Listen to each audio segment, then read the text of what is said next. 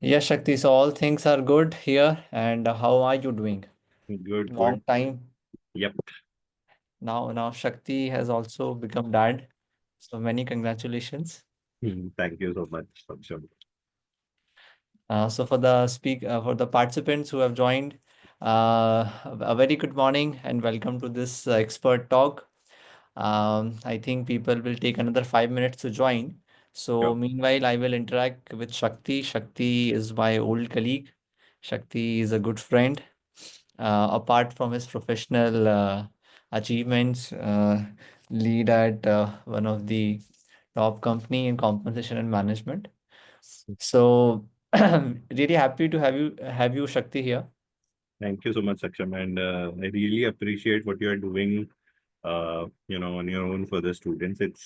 It's something that has always been close to my heart. You know that I was in the campus space and I loved speaking to students and helping them to the whatever best capability that I had. So what you're doing is really nice. So good work. Thank you, Shakti. And I think, see, I've always believed people learn from experience, not from theories. Yeah, And that is where, it is important to hear people who have lived that experience. that's Otherwise, true. things in books sounds very fancy. Things in books sounds, like very normal, but that is not the case. Yeah, it Correct. can be fancy and it can be scary too. Right, It right. is neither. It is True, true. just what it is. Correct. So, uh, I think we have, I think let's wait for a couple of minutes before Yeah, we, yeah. We'll uh, start maybe in the next 2, 3 minutes. correct. So, uh, how is the life now, Shakti? It's good. It's going good. As you rightly said, being a new dad comes with its own set of Mhm. challenges and the fun times. So it's going good. You look as it is, Shakti. I think 5 years back I've seen you. I don't know. It's not a big time, long time to get older, but yeah, I'll, exactly. I'll, I'll try to take that as a compliment. And to be honest, you look the same too. So Oh, thank you. Yes. So we share, I think, Shakti, with you, there's a very sweet memory associated that you were the one, who has released, my offer for TCS. And yes. I still have that mail in my inbox from Shakti Nandan. Welcome to the data side of life. I believe Yeah. you must have given offers to more than thousands of people, right? Yeah, yeah. I think in my 2 years of stint, at least 5 to 6 thousand already. 5 to 6 thousand. Yeah, yeah. Oh my God. So this many people in corporates, will definitely be knowing you and uh, because the first offer, is a very good memory. Yeah, That yeah, it offers, always is. So even yes, when I got my first offer, it was from TCS. So it is always special. correct. So apart from work, Shakti, what other things you are doing in terms of hobbies or something else? So I think I have stopped playing anything as such or going to the gym for that matter. But I have Oh, been watching all the series that is there. I don't get much time now, but even then I try to manage whatever I wonderful. I think you are like the one, who was 5 years back. can. That's true. That's true. Okay. Okay. So, Uh, yes, Shakti, I think yeah, we I should think we should start. start because Yeah, people who have joined, correct, we correct. should not Yes, leave yes, them waiting. absolutely, absolutely. So, again, welcome everyone. So, I'm Saksham and I'm the founder of CareerKunj, and we have started a new initiative of a podcast series dedicated to career talks because we believe there is a lot of confusion around, choosing careers and we can never explore a career from just Google or from theoretical books. Okay, somebody who is doing that particular role or who is into a particular career can only tell you, how does the world looks like, what is the challenges there, what are the opportunities there, what are the different ways to get there, what are the different courses you should do.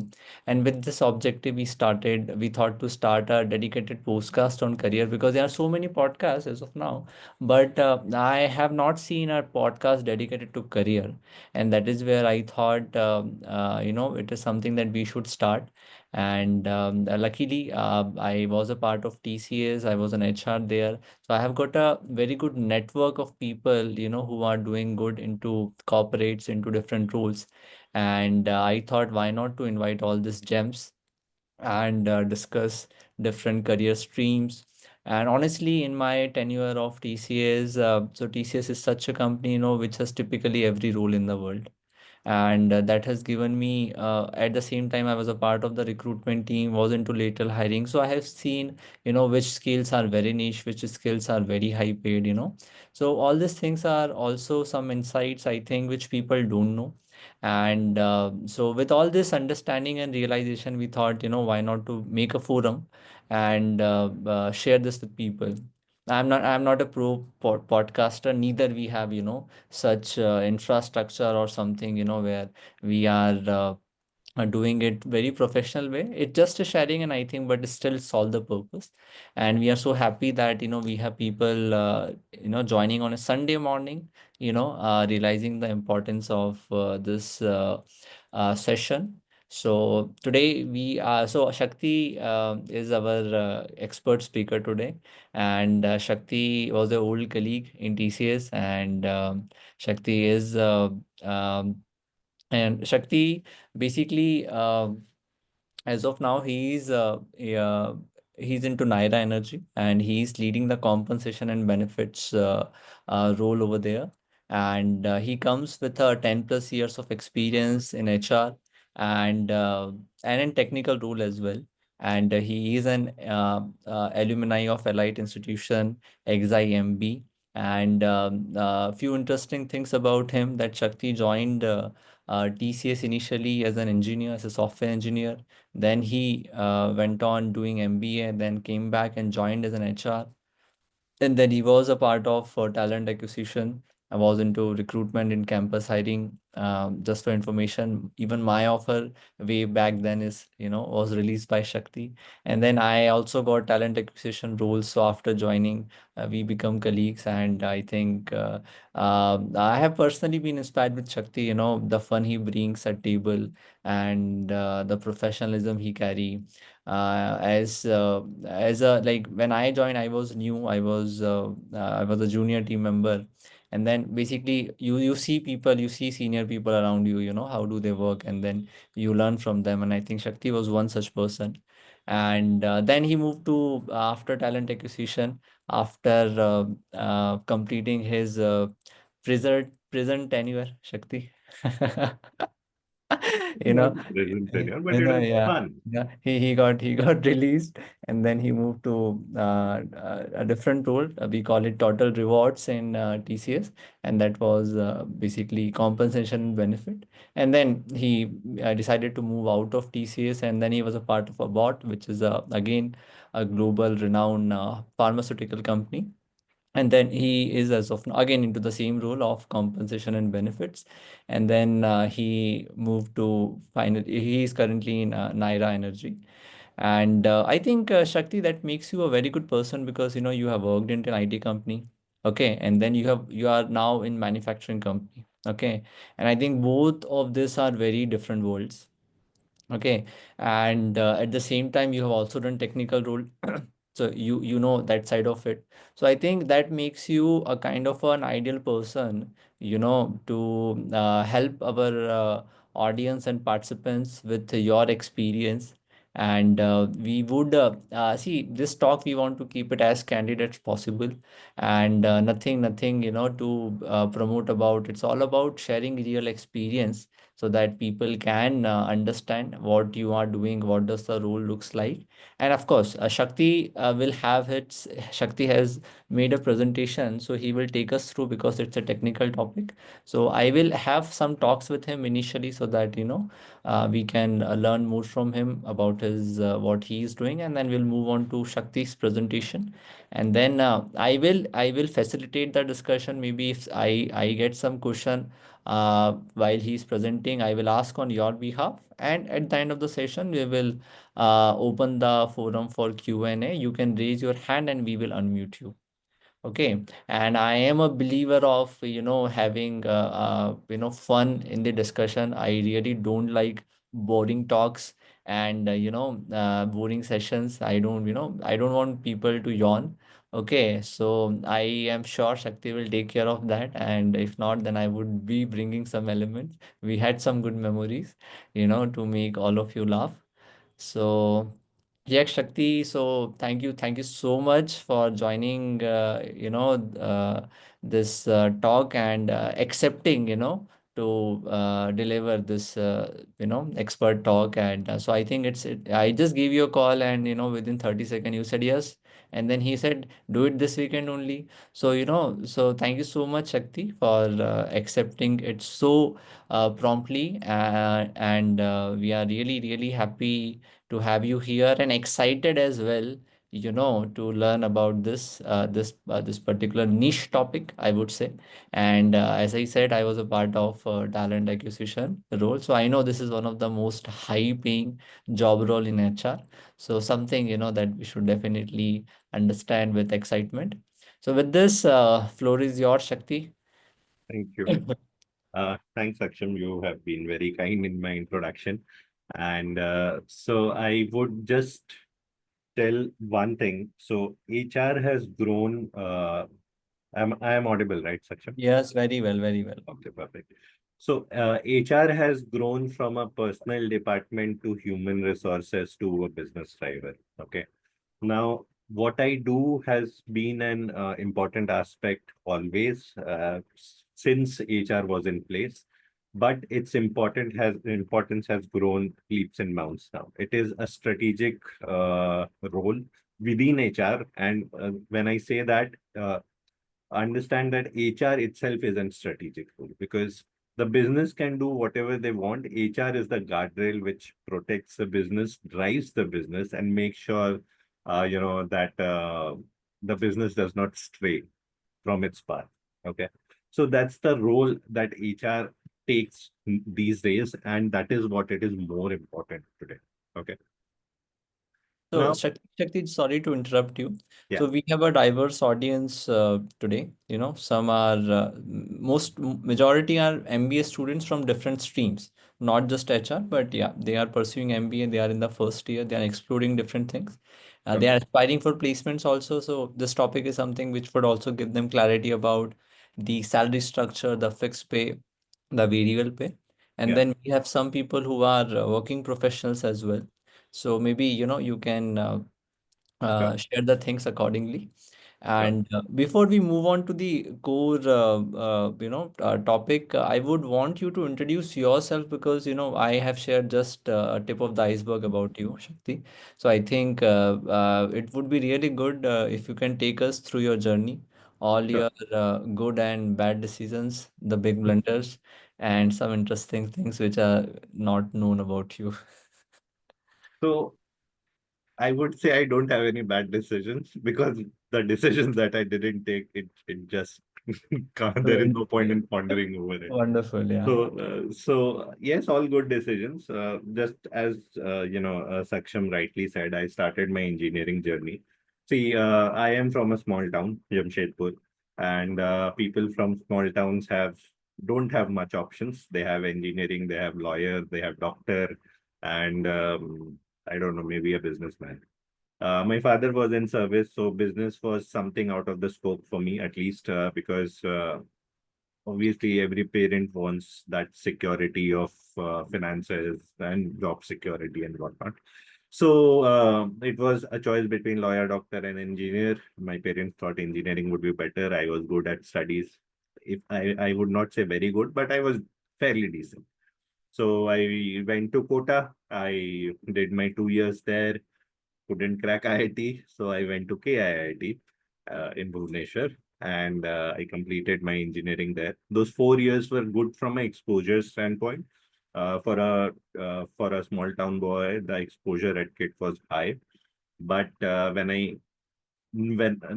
I see things from a place where I'm in Mumbai and the kind of exposure students here get, it was I mean, what I got at KIT was minuscule. So I understand the importance of exposure, that uh, what role it plays in for you to choose your career.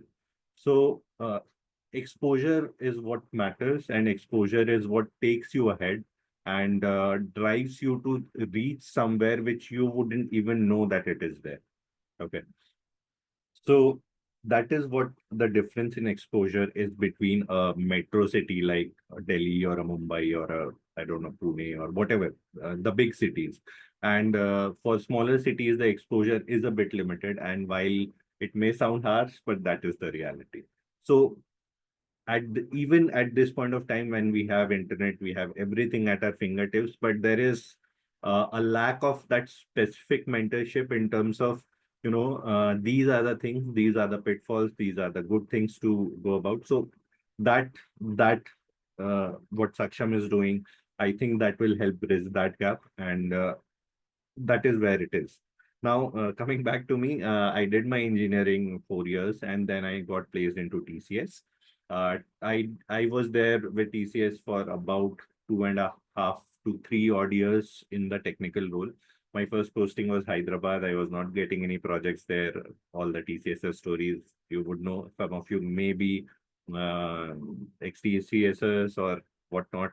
But I was not getting any projects in Hyderabad, so I was transferred to Mumbai.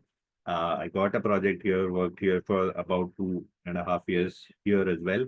And then, so during my tenure, I had quite a few interactions with the HR.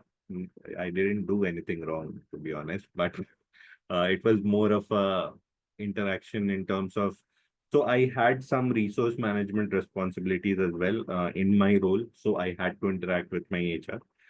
Then I realized the importance or the kind of work that a HR can do to drive the business. While I had a limited understanding, but it at least gave me a flavor or at least an inclination. So then I prepared for CAT and then went to XIMB.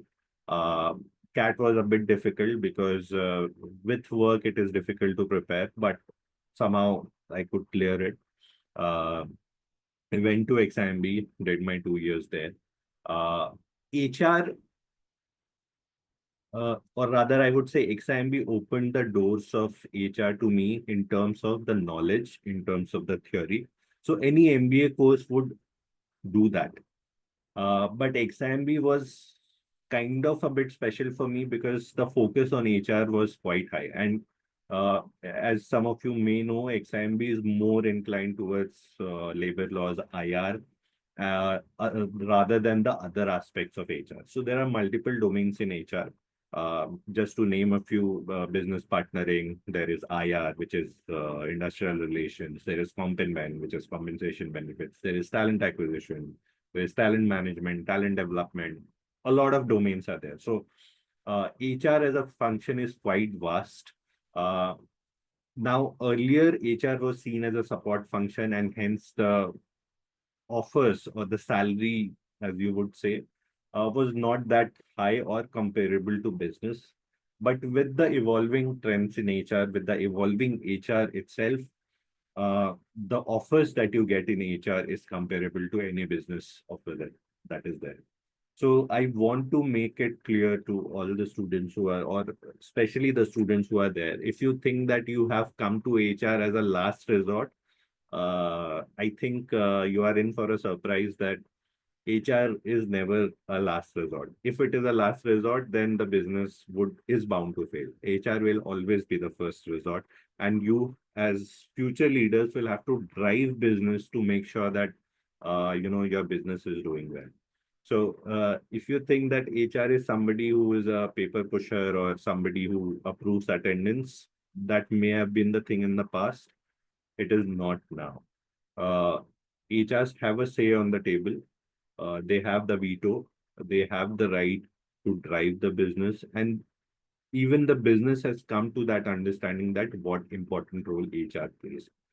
So now, as I said, I joined back TCS from XIMB. I did 2.5 years of talent acquisition.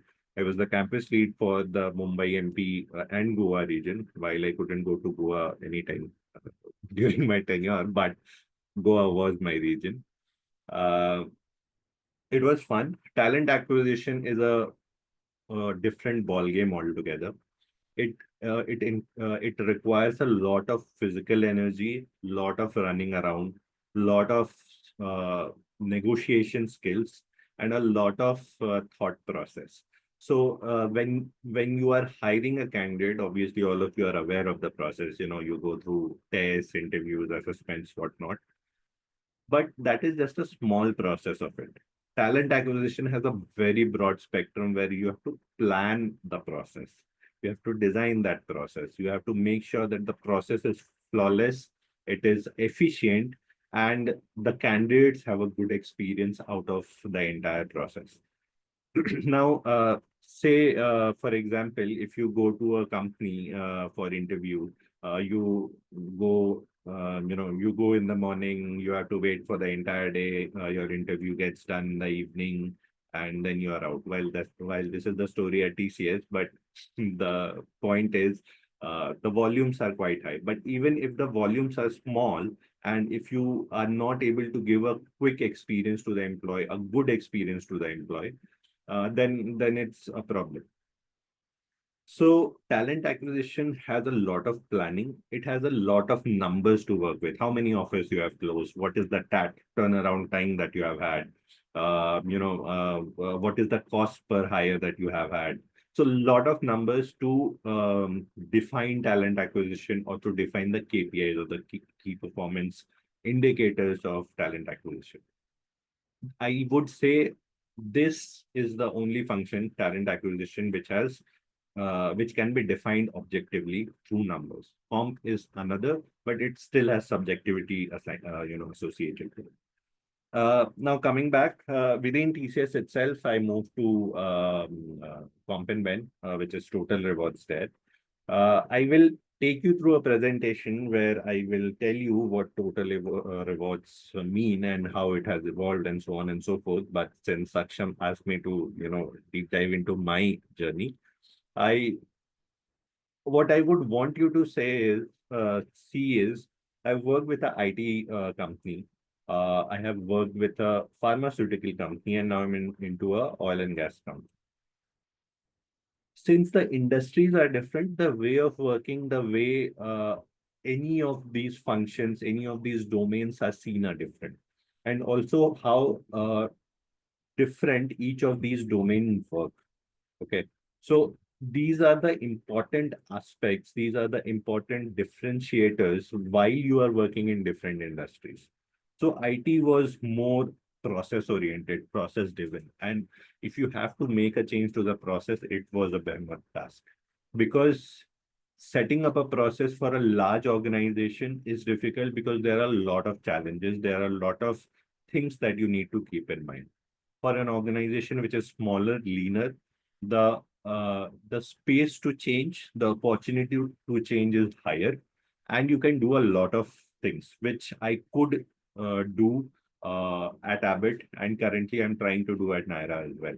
So at Abbott, I got the opportunity to set up a branch office in Nepal and design the entire compensation and benefits uh, process, the entire compensation philosophy for that particular country. So the kind of learning that you get from these opportunities is dramatically high. Um, Coming to Naira Energy, I have joined Naira, I think, 9 months back. And I've been working on revising the policies quite much. There are a lot of change that the organization is going through. There is a lot of positive direction that they see in themselves. And when the HR sees a positive path, there is a lot of work that comes your way. Okay. Because you are the custodians of policies, you are the makers of those policies, and these policies drive the organization. So I've been doing that since I've joined Naira. and it's a good space to be in. And I would just want to repeat one thing. If you think you have come to HR as a last resort and it may not have the opportunities as other functions may have, please don't be in that space. HR, as I said, is now equivalent or more important. I would not say more important because business brings money, but is as important as any business functions. And you should be very careful how you conduct yourself and what are the things that you learn and execute. So that has been my journey, and that is how I see as HR, progressive and forward looking, and having a seat at the table. Yeah, So, Shakti, thank you so much. I think I have a couple of questions here. Like the first one is you said like like working in an IT company and working in a manufacturing company, was a very different experience. So can you share in detail, like what did you find it different? And what was good in IT and what was good in manufacturing and what was challenging in IT and what was challenging in manufacturing? And if at all, if you have to choose one to set up a permanent career, which one you will go for? okay, sure. So let me first give the goods of both the sectors, IT and manufacturing. And these goods can be negatives of the other as well. Okay. Now, IT is a very process-driven company. So there is certainty to a process. Okay. So, for example, if a campus hiring is happening, it will happen this way, at least for the next 1 to 3 years, because changing that process requires a lot of effort, lot of change management. So there is certainty in processes in a IT setup. But Shakti, I think that is also dependent upon the size of the company. Yes, Not just that I with agree. IT, है ना? Not Yeah. not applied overall IT, but yeah, IT with big Yes, big size. IT setups for Correct. sure. Yeah, So yeah. when I say between a manufacturing and a IT, my comparison is That is big primarily company. on the strength, because IT services generally is are big size companies where if the processes are not in place and if they are not robust, the organization will face a lot of problems Hmm. because the time to change is quite high. Hmm. So as a HR, you need to understand what kind of organization you are in, what is the size of the organization that you are in, and what is the hierarchy that you need to follow. And I So think that, Shakti, this is very important because, for some kind of personality, who are very creative, who have an entrepreneurship mindset, this is very, very, I would say disturbing, you know. You know that, I know that, and so that is something one should always consider while making a decision of choosing a company. for sure. So when you are moving to a company, you should do your thorough research, understand what the organization is like. See, while you may not know exactly the culture of it, but by the revenue size, but the volume size, or by the reviews that you find online, you will be able to have a basic understanding of how the organization could be. Okay. Now it may or may not vary, but at least you can have a basic understanding. So, for example, if there is an organization of a size of 20,000 odd people, and if the revenue size is lower, say, for example, the organization has a business of, I don't know, $1 billion. Okay. And the size is 20,000 or 15,000 odd people, it is still a lean organization to run a business of that size. But if the headcount size is 20,000 and the business is, say, 500 or $200 million, it means the business headcount is quite high. It is manpower intensive, but the revenue is not that high. Okay. Now, when you see this kind of setup, this setup would not be too progressive in terms of benefits, policies, because their idea is to be labor intensive and make still money. So how do they do that? They restrict on the high side of the budget. They have high hierarchy so that not everything goes through smoothly. It is by design. It is not that they are doing something wrong. It is by design that they have created that space because they know what their business is. But if a business is, say, high revenue, lean team, they know they have the capability to do Hmm. more for the employees, keep this lean team more engaged, more productive, and still make that high volume of money or bring that high volume of business. There Hmm. you will have more creative space. You will have more options to explore. So you would know your personality the best. And if you think that you are not able to fit in a particular kind of setup, then you should not go into that setup because the setup won't change. You will have to adapt. Check. Correct. So, the first level of research for sure you will have to do. Take a Hmm. call that what is the kind of setup and whether I am okay to go into that setup or not. Correct. I think that makes a lot of sense, Shakti. The setup will not change. You have to change yourself. Yeah, that is for sure. And to be honest, while no two companies are same, they are not too different as well. So it is, as I always say, it is just uh, the same wine in different bottles. Okay, Mm-hmm. the bottles will change, the wine will remain the same.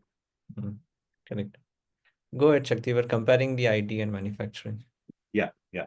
So IT, when I say large size IT companies have a lot of set processes, while defining those processes take time, but once they are defined, they stay there. But in a manufacturing setup, which is more leaner, there is a flexibility where you can be adapt to the market quite quickly. So say, for example, if there is something new happening in the market, uh, a manufacturing setup will adapt to it more quickly. And thus, the people working with a manufacturing setup will have that opportunity to explore and grow. Whereas organizations which have a lot of hierarchy, they will take time to adapt and they will take time to get there. But that being said, while manufacturing can quickly adapt, uh, their processes may not always be that streamlined, that mature. Because for a process to mature, you need to give it time, right? For any person to mature, you need to give it time. The same thing is for processes as well. If they don't mature, there will always be some lacunas, but you have to, as a HR professional, you have to decide what outweighs what. Does this maturity outweighs the benefits or the possibilities that you are creating for the organization, or are the benefits more important than the maturity of the process? So that is the major difference between these two industries. Shakti, एक example दो ना. Like, just Okay. explain this by an example. Ki which changes you're talking about? Is it Okay. some economic changes or technology changes? Okay. So let me take technology changes. It is the most easiest to explain and also to understand. Okay. So say, for example, in Comp and Ben, uh, a big behemoth is accustomed to working in Excels, creating simulations, making sure that they follow a market trend or their past trend. Say, for example, since last 5 years, I've been giving an increment of 5%, while the market may be variating to 7% to a 6%. But I have been fine in my space. I will keep doing that, and to run this process, I will use my traditional Excels. I have my processes set up because if I change, I'll have to change for a huge volume of people. So I'll stick to what I have. But a small setup, say for example, again in comp, the merit, the annual increment cycle that runs, a small setup can say, you know what, I would want to run it this time in a platform called Talent, where I can just feed in the ratings from my own system. It will take those ratings. I will build a logic that this rating gets this percentage, and the system will do all the calculations. The system will generate the letter for itself, and the system will push the letters to the employees. Now, while the uh, manufacturing company would have been doing the same process that a big company would have been doing earlier initially, because see, at the start the technology would have been at the same level, because the bigger organization would have set that process forward, looking forward, that this would be good at least for the next 4 to 5 years. But Correct. technology is something which changes in 6 months. It Right. does not wait for you for 3 to 4 or 5 years. So running a process on a talent is more simpler, is more efficient, but it may so happen that if I run it for a lack of people, it may throw me error. Okay. But if I run it for a 10,000 odd head count, even if the error comes, I am in a position to rectify those errors for those small group of people and get the ball rolling. But it may not so happen for a larger organization. So adaptation to technology, just one example, taking one example, is very limited, or is slowed for a process driven organization in comparison to an organization, especially manufacturing, the likes of manufacturing organization, which are leaner, which are smaller, and have the capability to adapt quickly. And even if, say, for example, the talent fails, they will move to a different system quickly, because they know once the system is run, their job is done. They can very well move to a different system and run the same thing again. If they face a challenge there, they'll move again. But if they don't face a challenge there, they'll stick to it, at least for some time. Perfect, Shakti. So, what are the next pointers you want to compare IT and manufacturing? So see, I have given the basic understanding of it. I would rather want to speak a little more about compensation and benefits, because uh, I would want the audience to know what compensation and benefits is and how it has evolved over the time. Okay, go ahead. Okay, so I will share my screen. Uh, just give me a minute. Let me know if my screen is visible. It's loading. Yeah, we can see that. Yeah, perfect.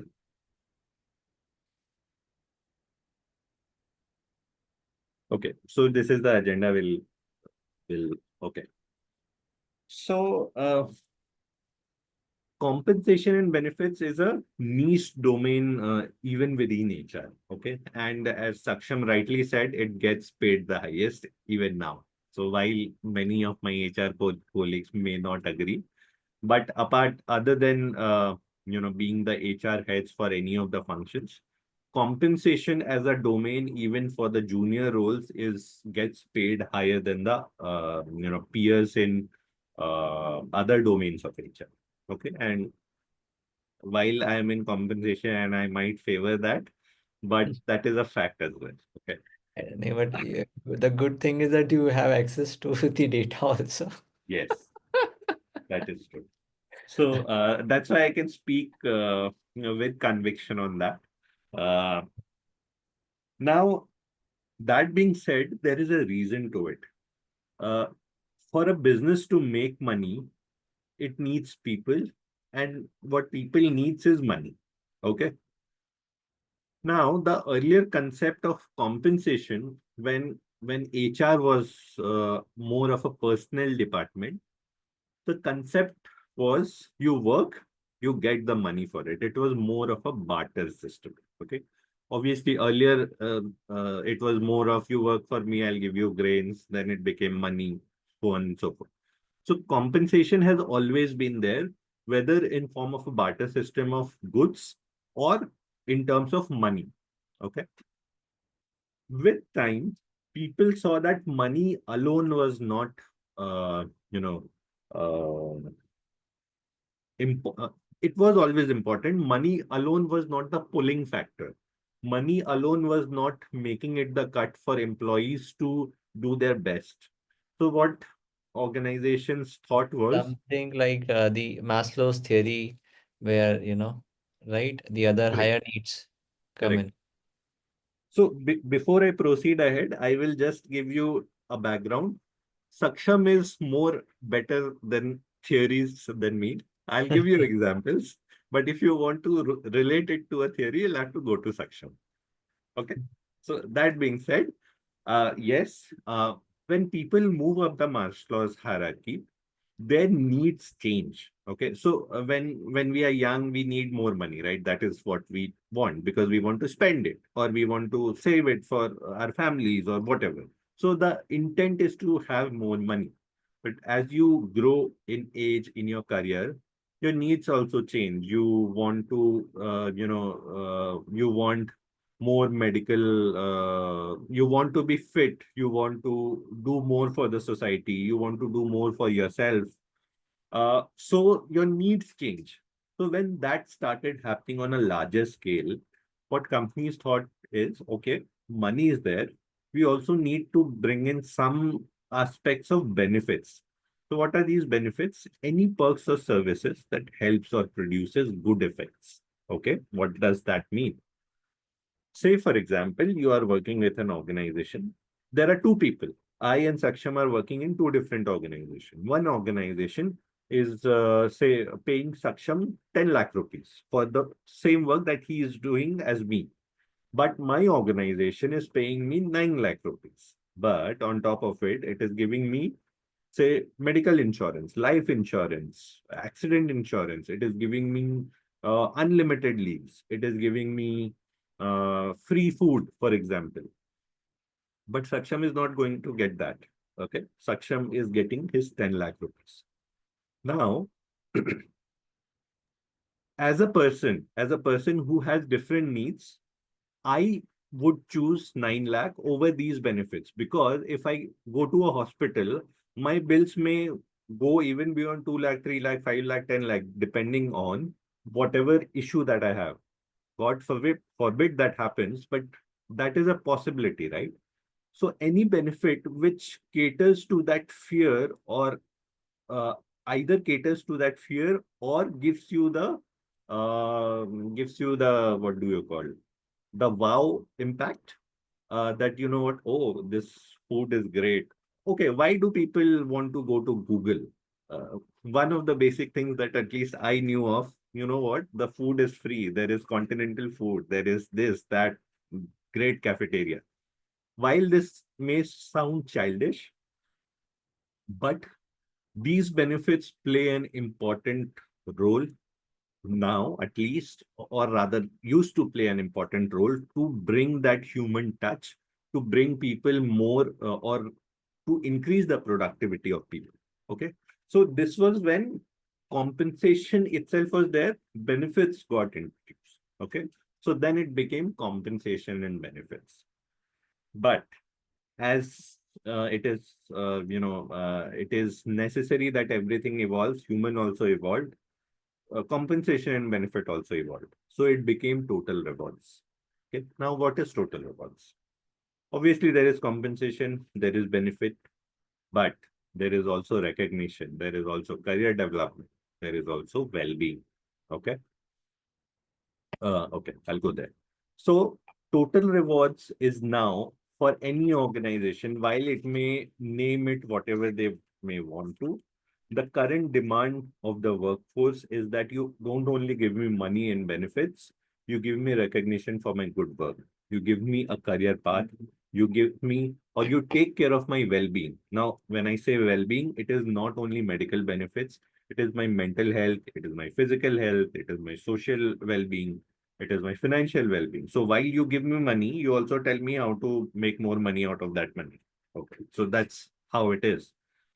And if you don't catch on that train, organizations will fall behind. Because as I said, things evolve. And if you don't adapt to that change, you will fall behind. All of you have read or done the cases of Nokia and Kodaks of the world, right? So if the organizations do not adapt now, they will fall behind. So that is how the evolution of compensation has been from compensation to benefits. So, sorry, compensation to compensation and benefits to total rewards. Okay. I will move on. Now, what is the objective and philosophy of compensation, or rather total rewards? Is obviously to attract the best of the talent, to retain best of the talent, to motivate them to perform, and to take care of employee well-being. See, nowadays employee well-being is the buzzword. While it is a buzzword, it is not only a buzzword. It is important. Uh, Many of you, especially people from tier two cities, think that okay, mental health is just, people are just speaking about it and they are making a big thing or big deal out of it. Uh, Even if it is so, it is bound to stay. Okay, so whatever be our feelings, I personally feel mental health is a long ignored topic and it is important to address it. But that being said, not everyone will share my views. But even if that is the case, it is bound to stay. And as an organization, if you want to grow, you have to bring those elements in your working. Okay. Actually, just to So, share, my PhD is also on employee well-being, which is going on. okay, that's great. Very, very, very relevant. Yeah. So when can we start calling you Dr. Saksham Sharma? The next one, yeah. Okay. So, so why I'm saying that people still don't feel that this is important is obviously because there is a lack of awareness, there is a lack of uh, real life scenarios that they may have seen. Because earlier it was more like, you know what, you are having a bad day. It happens. Everybody has a bad day. You just go on and live your life. But it is not that case anymore, especially people from Gen Alpha and Gen Z and whatnot. They are more aware. They are more concerned about their health, both mental, physical, and everything associated to it. They are more financially aware than we ever were, for sure.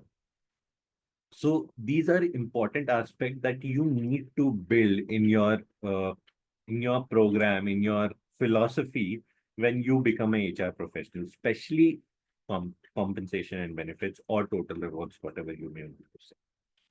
Okay, moving on. Some guiding principles of the philosophy is internal and external equity. Obviously, you would not want to do less than the market, you would not want to do much more than the market. Now, when I say that, this is with the view that organizations also have a cost to take care of. Uh, Now, there has been a few organizations who have never been following this. They have always done more than the market. Okay. One of it is Tata Group. I'm sure you would have read lot of case studies. So, as you would be aware, PF as a concept was brought in by the Tata Group. There was no need for it, but they brought in because that was progressive. They brought it in because they thought that it would secure their employees' future. So, if you have to be good, at least you have to be at the market. There is for sure. But if you have to be a leader, if you have to be the best, you will have to be ahead of the market. There is no point of being behind the market. Okay. Internal equity is very much important. Say, for example, Saksham and I are doing the same thing. While our salaries may vary a bit, our benefits has to be the same if we are at the same level. The salaries cannot be too different. When I say too, as in too much different. He cannot be getting a 5 lakh and I am getting a 15 lakh. It can be a 10, 12, it can be a 10, 13 also. But that internal parity and equity is important. So whenever you design anything, whenever you think of any strategy, as a HR professional, it is required that you maintain internal parity as well.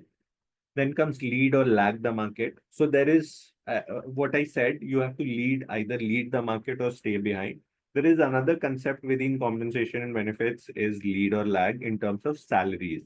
So when we do a compensation benchmarking exercise with a third party vendor, so what happens is they will give you, so you will tell them what roles you need benchmarking on from the market. They'll give the compensation benchmarking in terms of P25, or rather P10, P25, P50, P75, P90, and max. And you will see how your employees are placed against the market.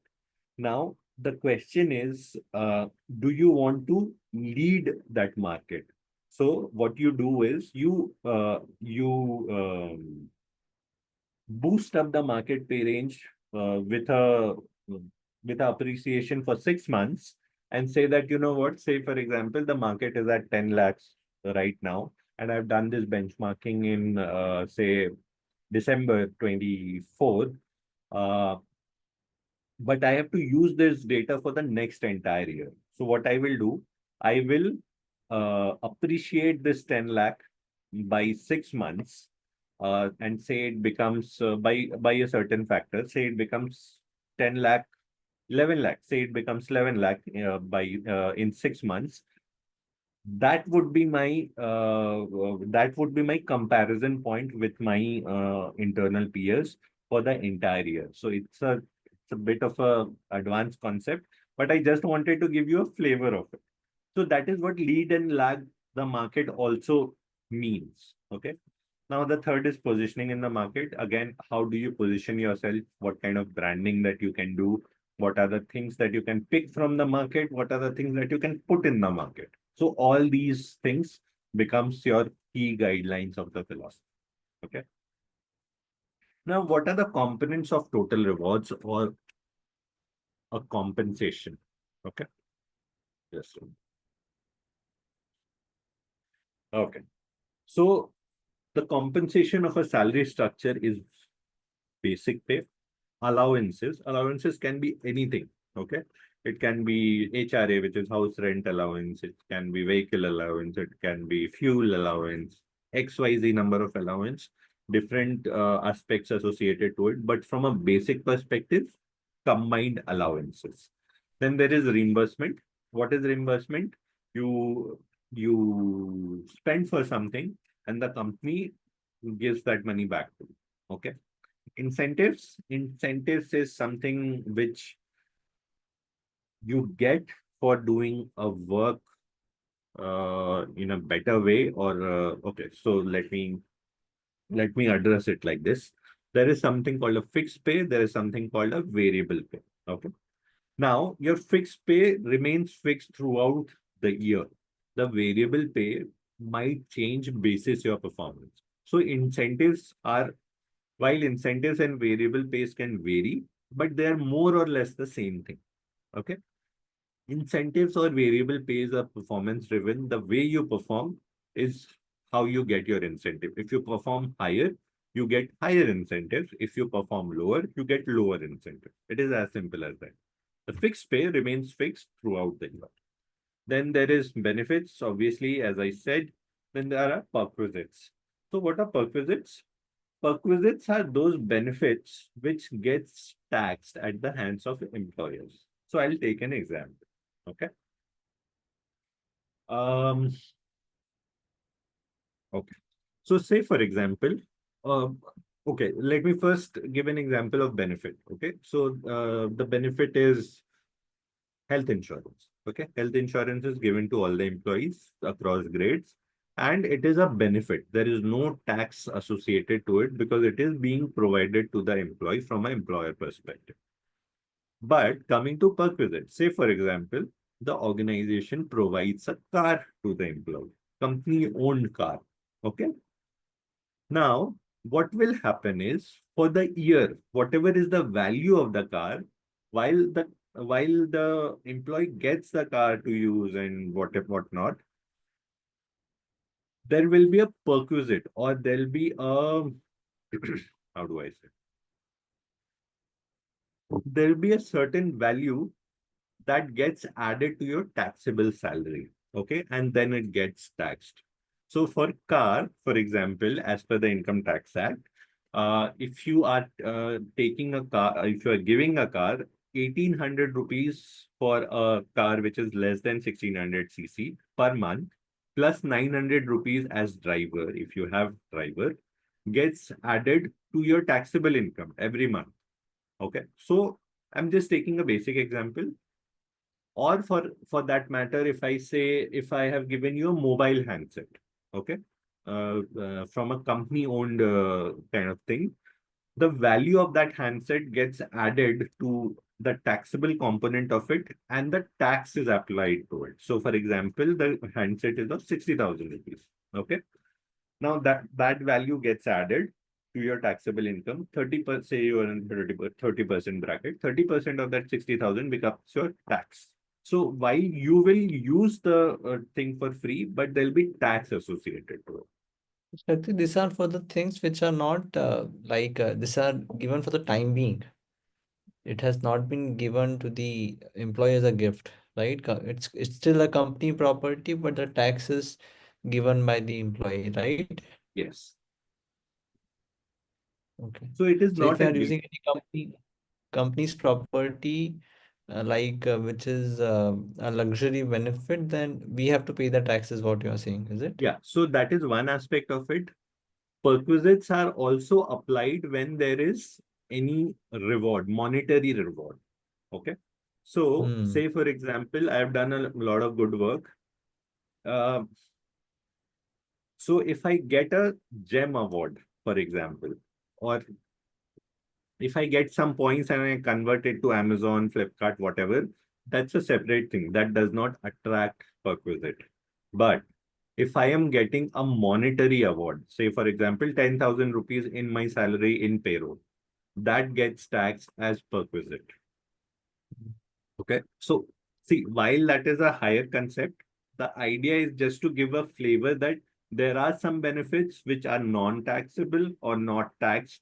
There are some benefits which are taxed as perquisites. Okay. I'll move on. Yes. Yes, yes, please.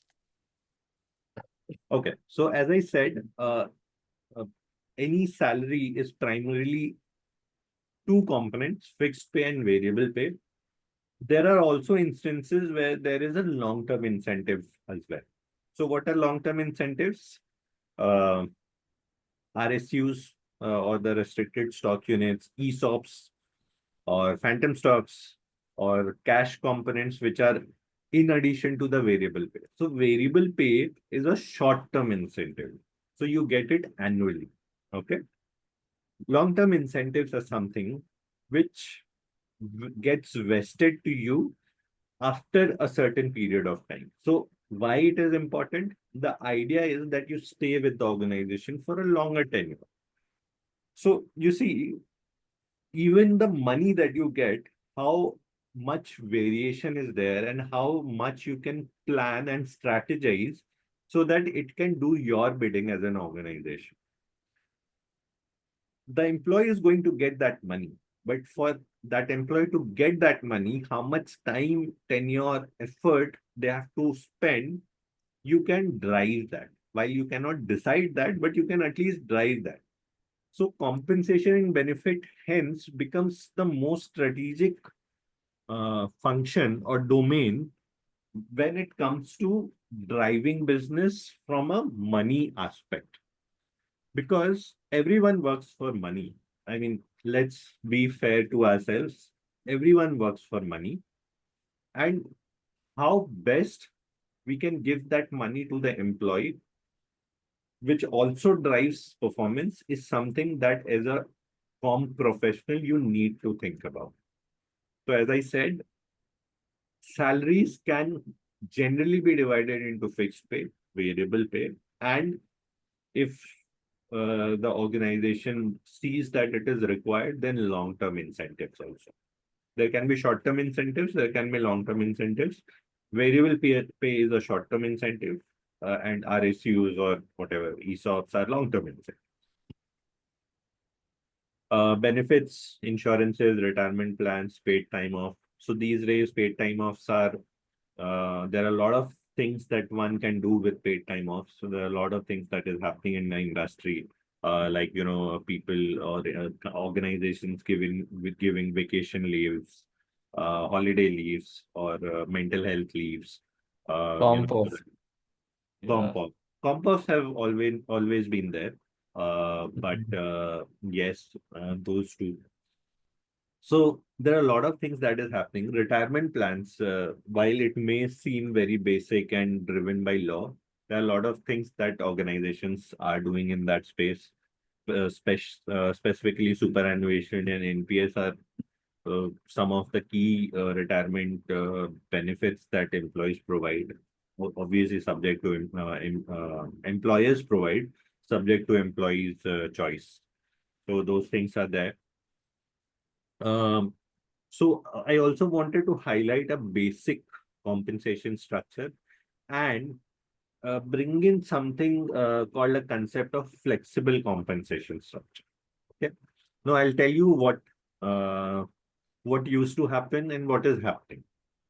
So This is as you can something, see, I think sorry. very important for all the MBA students. If they have slept off so far, please awake. Something important is being discussed for you now. Yes, go ahead. Okay. So Saksham, I mean, since you highlighted, do you want to open the floor for a few questions now and then maybe towards the end? Makes sense, makes sense. Let us also check how many of our Yeah, how audience. many of them are awake? Because Right. yeah, Yes, so please, audience, I hope you are finding the session insightful and you are with us. And if you have any questions to Shakti so far, please raise your hand. I will unmute you.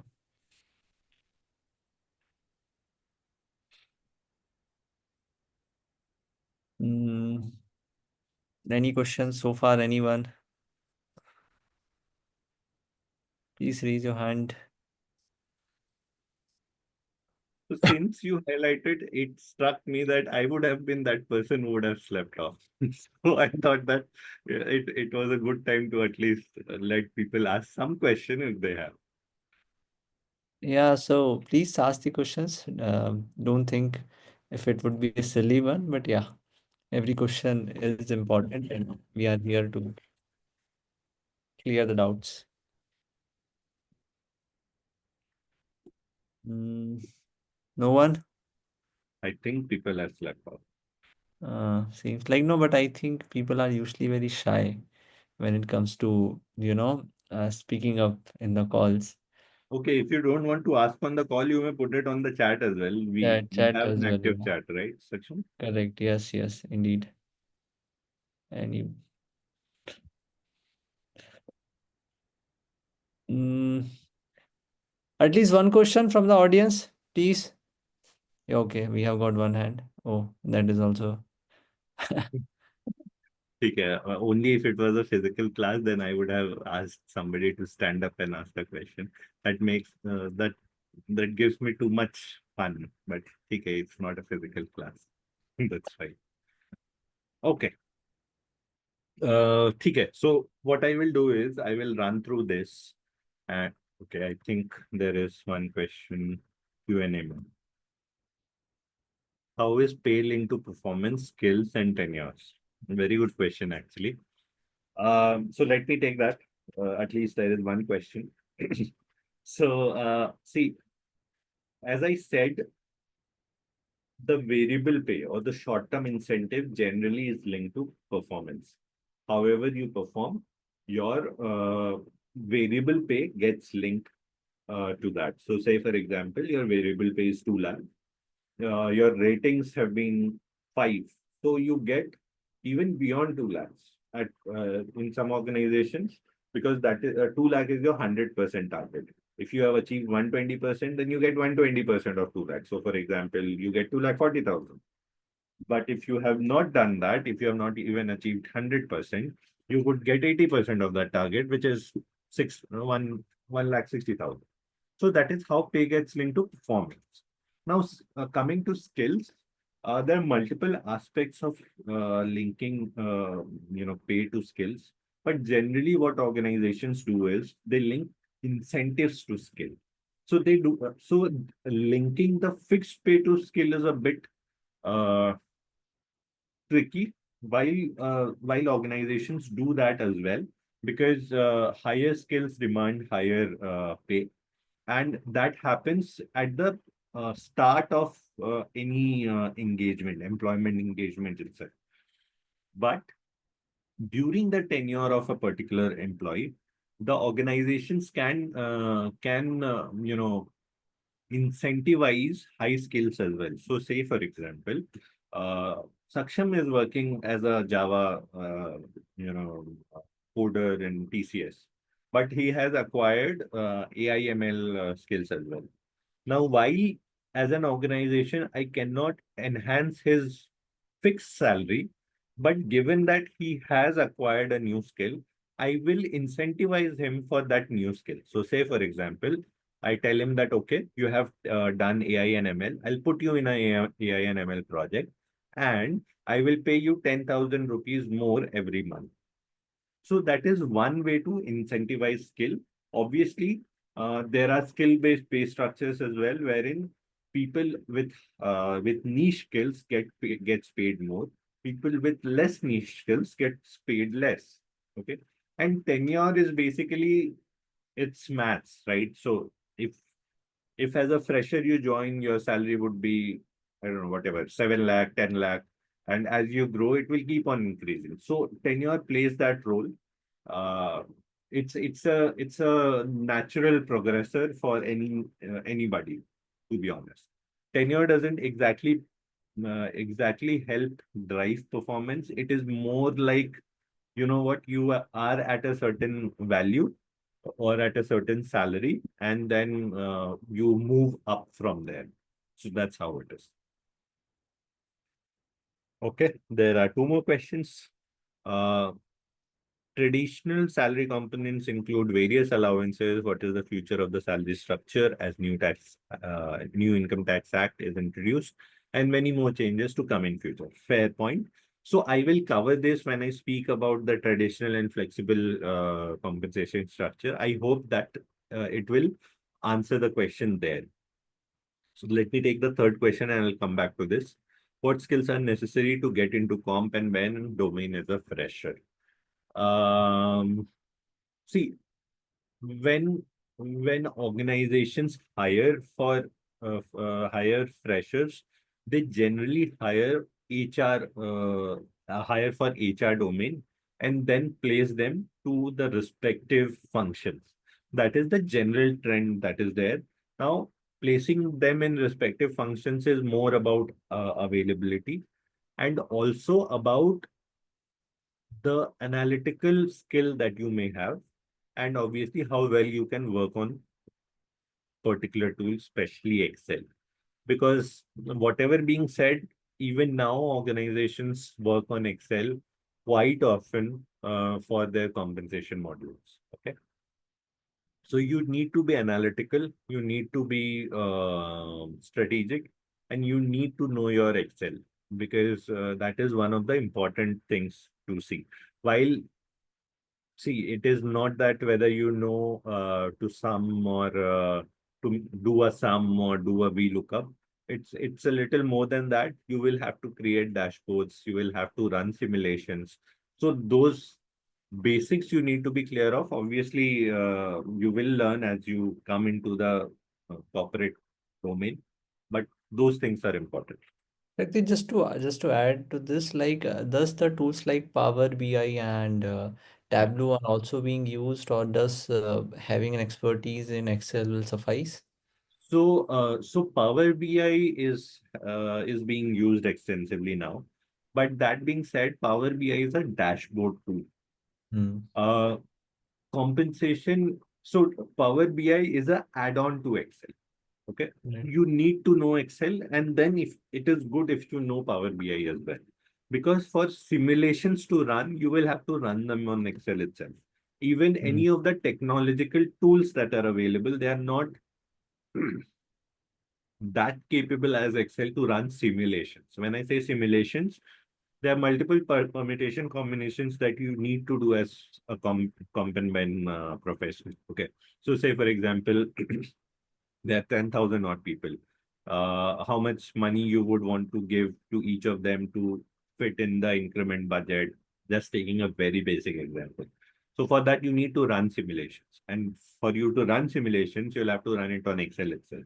Now, finally, when everything is in place and you need to create dashboards that, this grade gets this much, so on and so forth, then Power BI comes into. Tableau is something I've not seen people using much as of now. But Power BI, yes, for sure, for making beautiful dashboards. But Excel for sure. Okay.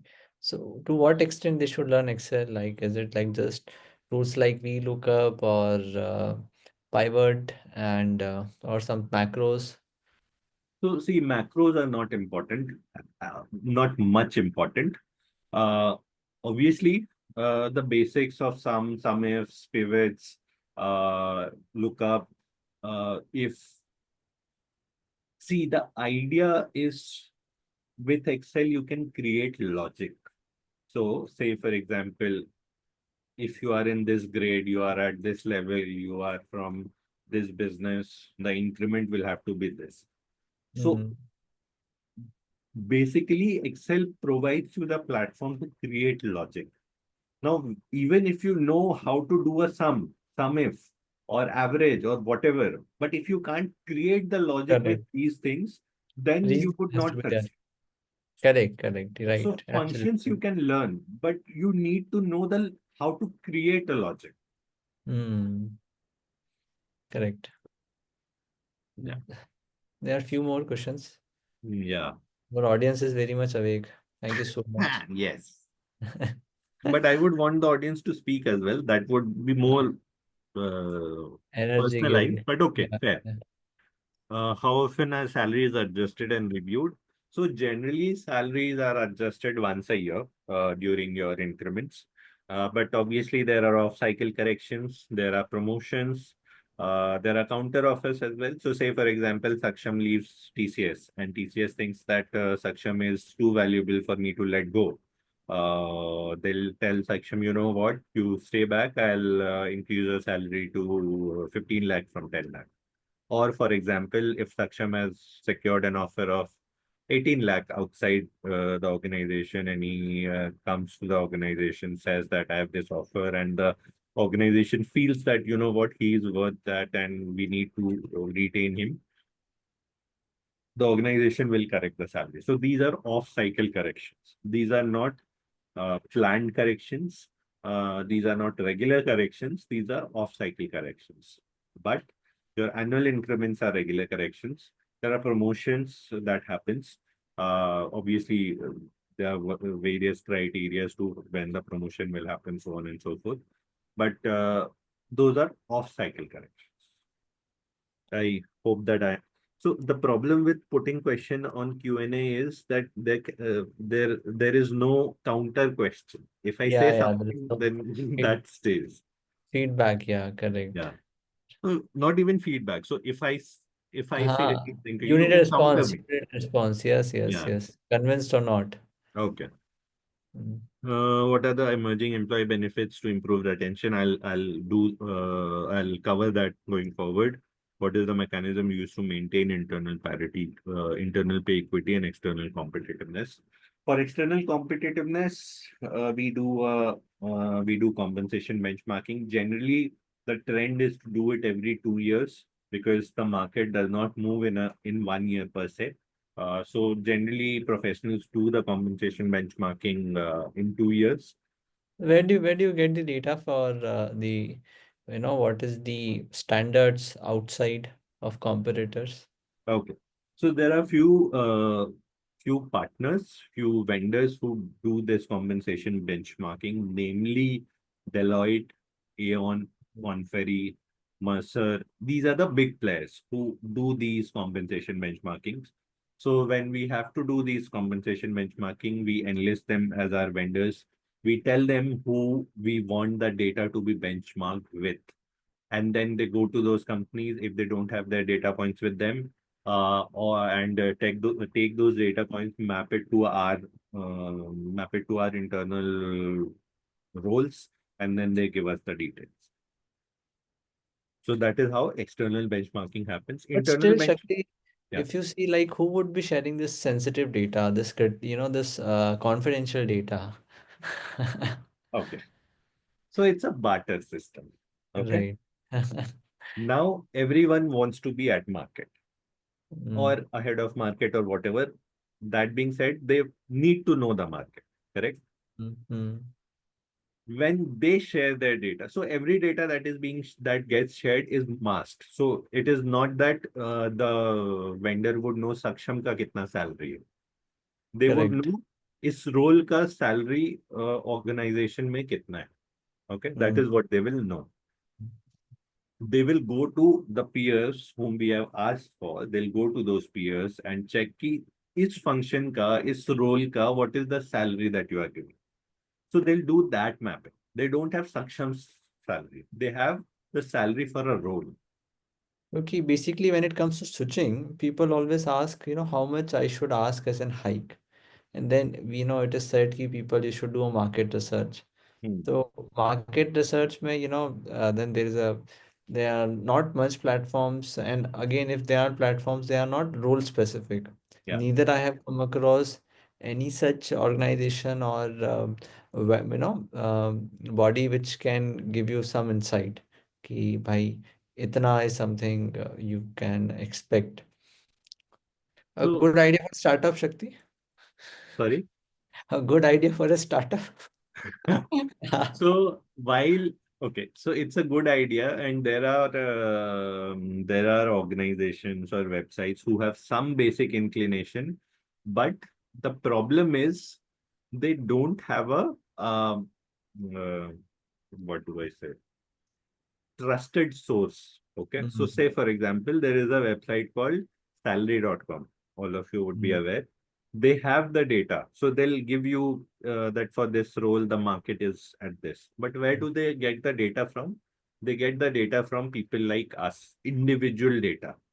It is Correct. not from a trusted source per se. While you may counter that, why would somebody give their false data? But who knows? Mm. Now, so they have been trying to do that from individual sources because organizations are not working with them. And for organizations and the vendors who work with the organization, they have that understanding that this data will not be published in a public forum. This is a data to be maintained within the industry. See, you have to understand it from a strategic point of view. Organizations do not want employees to know exactly what is the market. Otherwise, everyone will start asking the same value. Absolutely. Correct? Correct. And Correct. the manpower cost will go high exponentially. Correct. To curb that, the actual data which is there within the industry is designed in a way that it does not go to a public forum, and that is by design. Whatever you see in the public forum is more of a how do I say, Tip of the iceberg.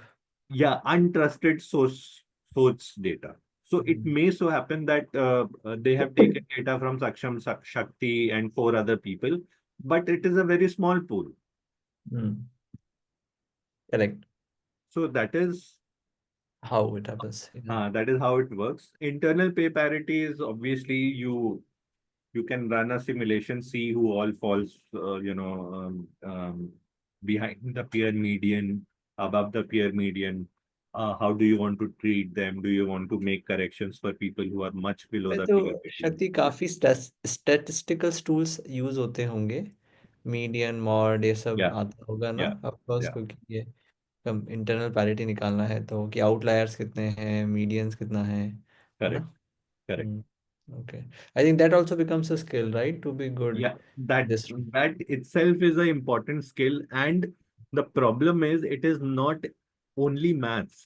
It has to be a art as well. Stat हाँ art as Yeah, well Because Mm, see, there might be people who are in the lowest of the quartile, but do you really want to give them a correction? They may be there because of, I don't know, lesser experience, because of lower performance, because of n number of reasons. Or they mm. may actually be there just by sheer luck and they are actually good performers. They are high on experience as well. So you need to identify those people, and that is the art. Correct. So I think that is something a good insight which all of us should make a note of, that having a good understanding of statistics is also helpful, Yes. in this role. Yes, Shakti, Yes. So when you you say can take on. statistics, I do not want people to be afraid of it. That you Uh, have to create a variance and deviation and all those sort of things. It is basic logic. It is basic maths, and I know for sure people. While people think that HR's people who take HR are not good at maths, but that is not the case. Uh, you will have to do maths because science will always come with art when in HR, for sure. Obviously, business functions are majorly mathematical and science, as you may say it, but HR will have to be a combination of both. Uh, either cannot, one cannot survive without the other, is how I would like to say. Okay, I think I'm running too much of the time. I will take more questions towards the end if there are. You can see a few more questions. I'll take them a bit later, but let me close this piece first. Okay. So, thankfully, I know that people are available. Okay. So there were traditional structures where it had basic salary, house rent allowance, dearness allowance, medical allowance, education allowance, special allowance, whatnot allowance, and everything was there. Retireals, fixed pay, variable pay, and cost to company. Okay. I mean, everything culminated to a cost to company. Now, now what the organizations are doing, they are keeping it concise. Okay. They are giving components which are important, which has to be there, like basic salary. Even HRA now becomes part of flexible compensation plan. There may be people who are not living on rent and they don't need a HRA. Okay. So what they would do, they will park every money on a flexible compensation plan or a special allowance or whatever you may want to call it, and let people decide what are the components that they can have, obviously from a list of selections. So for example, there is something called child hostel allowance, okay, or education allowance, where there is a tax benefit of 100 rupees per child. Not too much, but it is there. So if people have children, they may want to opt for it. If people don't have children, they may not want to opt for it. Similarly, people who live on rent, they may want to opt for a HRA. Some people may not want to opt for an HRA. So the after, organizations have after started new, making a flexible, sorry. yes, Shakti. So after new tax regime coming in, I think all these things are now not, much important, like all this Yeah, tax benefits yeah, part. correct, correct. So with the new tax regime, these that's one of the reason why this flexible plan is more logical. See, with the new tax regime, it doesn't matter you have a HRA, it doesn't matter you have a education allowance. It's better that you put all the money in a particular allowance, say special allowance, and give it to the employee, and it will be taxed as per the tax regime. At least what it will do, it will create it will eliminate any redundancy, it will eliminate chances of error. So that way it will get streamlined. Okay. So the new income tax act is supporting this, while the industry had already started doing this, but the new income tax act is supporting this as well. um Obviously, I am hopeful that the old tax regime stays at least for some time. But the way it is going, I feel that going forward, new income tax regime would be the only tax regime that is there. So let's see. Just to put some context to what is gross salary and what is net salary. Gross salary is the total pay an employee receives before any deductions are made. So, for example, my CTC is 10 lakh. 10 lakh is my gross salary. Okay. What is net salary? The money that you get in your bank account. My salary is 10 lakh, but I get 7 lakh.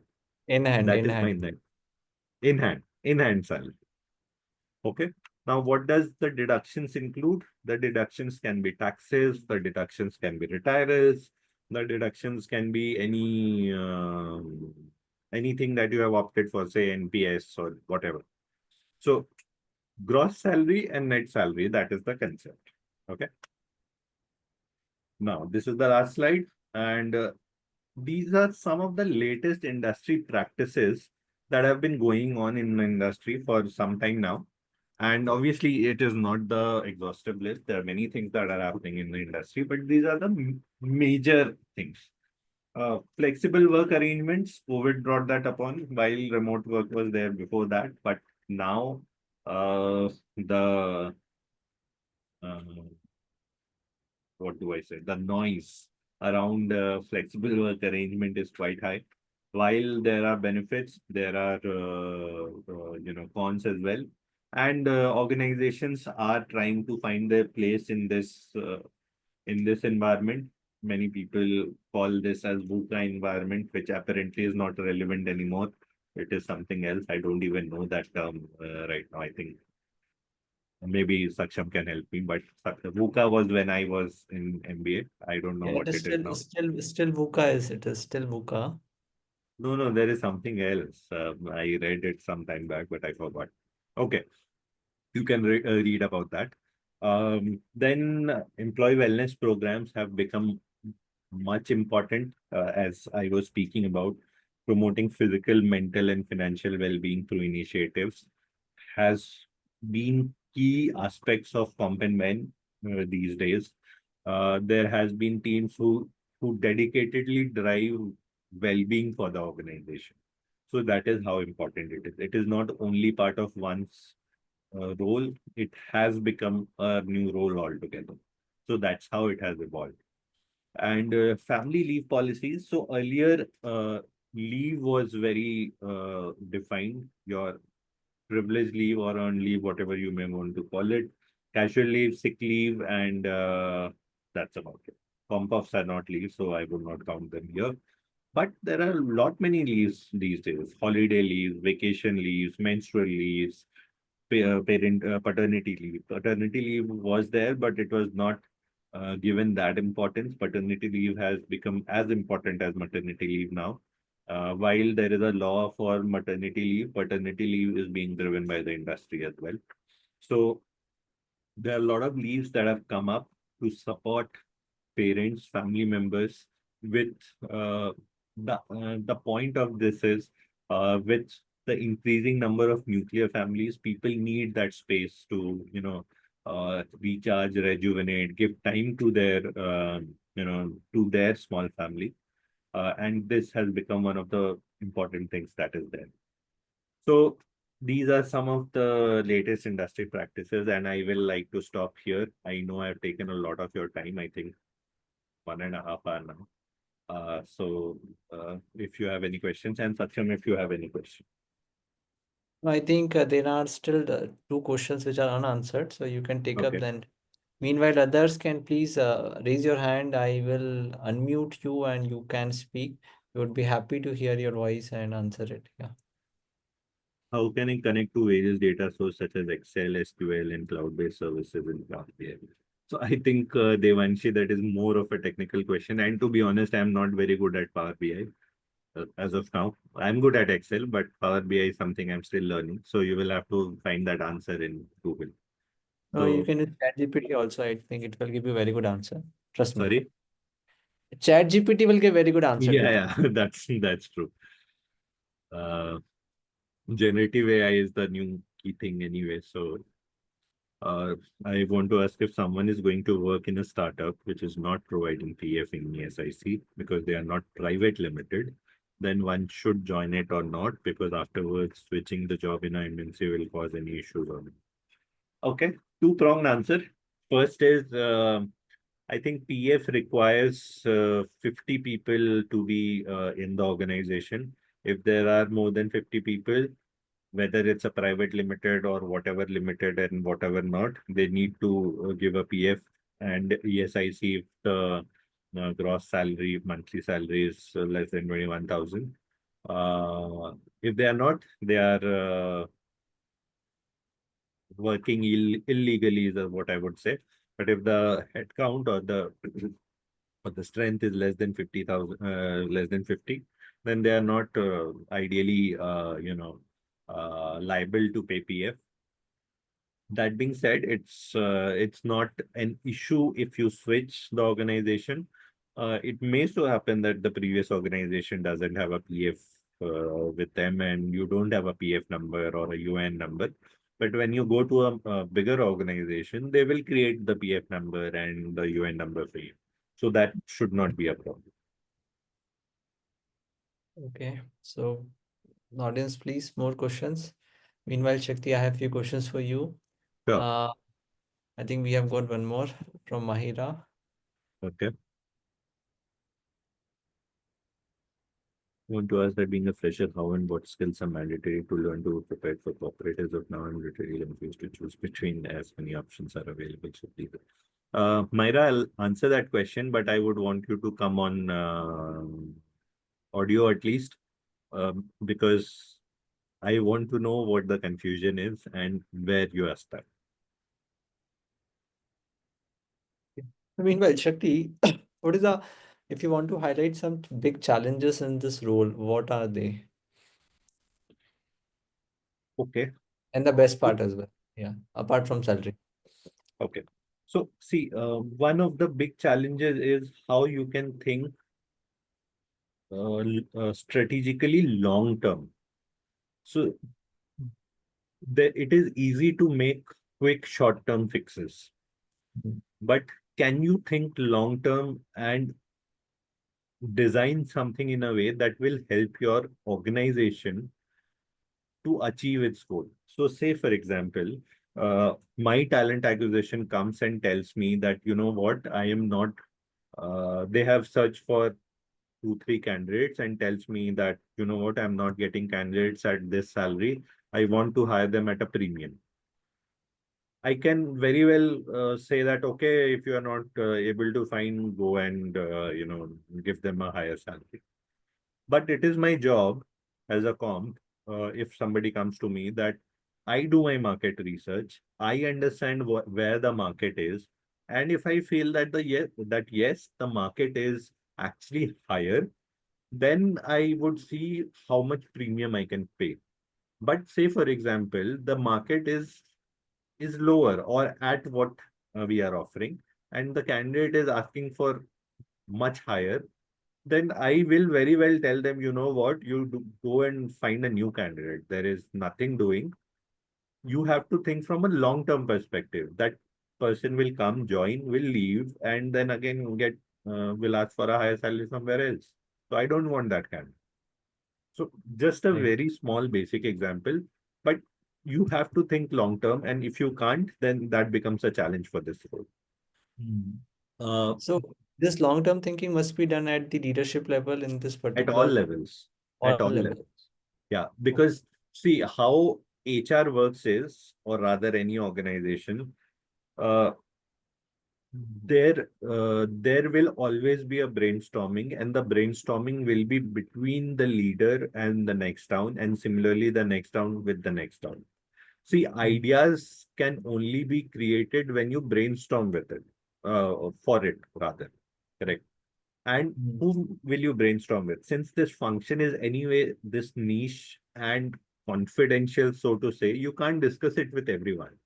Correct. Mm. So you need to brainstorm, and hence the need to have this thinking, at least to some extent, even at the lower levels. Mm. Okay. Fair enough. So long-term, strategy and, given in the scenario where things are changing so dynamically, the macroeconomic factors, the wars, and the Correct. technology changes, this further becomes very difficult. Yeah. Yeah. And Gen AI is disrupting everything. Yeah. And while you can take support from technology, you will have to be aware of the market. You will have to be aware what is happening around you. And you have to take steps so that you don't fall behind. See, what I understand is Shakti, it is if you talk about this particular role, then it's all about doing analysis and making sense out of it, and Yes, then yeah, it is correct. just, it is one aspect of it for sure. Yes. So I think and generative AI is bringing a lot of advancements into analytics. Correct. So do you think this is going to affect this particular role in coming It, future? it will not, it will only enhance. The problem with generative AI is if it is open source, organizations are not ready to adopt it because the confidentiality of the information is lost. Hmm. And the generative AI, which is not open source, which is Microsoft at this point of time, and which is which is still good, it has some time to grow to a level of a chat GPT or whatever. While it is doing some of its things, but eventually it will do better. That being said, while a generative AI will give you fancy dashboards and some input to it, but what you need to do with that input, keeping in mind the organization that you are in, is something which no generative AI can take Yeah, yeah, away. certainly. That is not replaceable, the human Yeah. intelligence part. Correct, correct. Okay. Yes, Shakti, there you can refer to the questions. Okay. Okay. Myra, I will answer you only if you come on voice because I need to have this discussion. I'll take the next question meanwhile. Uh, I want to make my career in CNB, so what things I should start with this. So as I said, if you want to make a career in CNB, you need to, ramp up your Excel skills for sure. Second is you need to have that analytical bend, see what are the challenges that come and stay abreast with the market. See, as a fresher, as I told you, organizations generally hire you as a HR, okay, and not a TA specialist or a comp and men specialist. Generally, is what I'm saying. There may be situations where you are hired as a particular specialist itself, but being a fresher, you are generally hired as a HR professional and then placed somewhere. Now, in your initial days, I think you should uh, focus on being a HR first and then being a specialist. Because see, what I think is the end goal is to become a CHRO. Okay. Now, if you want to become a CHRO, you cannot be fixated on a particular domain itself. You will have to explore all domains. So my long-term goal is I have done TA, I have done comp and men, I'll have to do business partnering. And then my path to a CHRO would open up because if I don't do a business partnering, I will get restricted. So if your goal is to become a CHRO, then you'll have to explore everything. So while your preference could be a particular domain, I would want you to not restrict yourself to a particular domain. That being said, your bend of mind can be such that uh, when your time comes, when there is a choice, you can get into this domain without any issues. So for you to be in the compensation benefits, you will have to think from a solution orienting perspective, long-term perspective, and from a analytical perspective also. So for that, you need to have good hold on Excel. Okay. Uh, There is one question. What is the salary range a MBA HR fresher may expect? I will not answer that uh, because of the oath that I have taken that I will not divulge any confidential information. That being said, See, every organization will have a different starting salary. They have their own reasons for it. I think if the basics are covered, you need to see how the organization is, rather how much money they are paying. Obviously, money is important. I will never deny that, but uh, but it is also important the kind of uh, opportunity that you will get. If you want that I tell you that 5 lakh is good, 6 lakh is good, 10 lakh is good, or 15 lakh is good, I am not going to do that. That's true also. I think it vary from organization to organization. It vary from college to college as well. So all depends, different factors affecting it. Okay. Okay. So Myra, if you're not coming on voice, Shakti is not going to answer you. ठीक Okay. है. Okay, So okay. Let you me don't try have a to choice answer here. whatever she has asked. And if she has a counter question, then I'll need to have her on audio. Okay, so you are an HR student, wants to go further in this field. Okay, so you want to know the certification or course that will help me out to enhance my experience for HR. See, you are a HR student, and being in a MBA college gives you that base level platform to understand what HR is. Okay. Now, certificate, I have always said this, and I don't understand students' fascination to certifications. See, certifications are, I don't even know if they are necessary or not. While I understand that you should know a particular thing, but But there is having a a lot certificate of for that open, is not required. Yeah. Yeah. Knowledge is important, but not the certificate. yeah. See, as a recruiter, as a campus recruiter, I have seen students come to me saying that I am Java certified, MIAL certified, and so on. But if the technical panel is asking them questions, which is a little above the edge, they fail to answer that. Correct. My point is, what is the use of that certification? It's just a piece of paper. If you actually know your stuff, a certification is not required at all. That is what I feel, and I have always said that to all the students that I've interacted with. But that being said, there are a lot of certifications in the open market. Aon does a certification, SHRM does a certification. It comes with a cost. If you are too keen to do it, you may do it. But if you ask me Actually, personally, there are some new platforms which are providing it for free. The okay, best one as of now is Infosys Springboard. It's a CSR initiative of Infosys, and okay, they are providing very good certification, I think, in almost all the areas. And okay. they have collaboration with Coursera, Udemy, and other platforms, and they are paying for it. So, Myra, you can go to Infosys Springboard, and you can look for this courses on compensation and benefits, and then all the courses over there are free, and you can do anyone which you want to, and you will get a certificate as well. But yeah, as Shakti said, certificates are not important. More important is the knowledge. So if you actually get some good understanding and you are confident to speak about and answer the questions in the interview, then only mention that you have done a certificate. Correct. Yeah. And you can learn about it. See, nowadays everything is available on the internet. While I understand it is too much fragmented and you need to take a lot of effort to structure it, but the information is there. Your effort will have to be more from a perspective to structure it.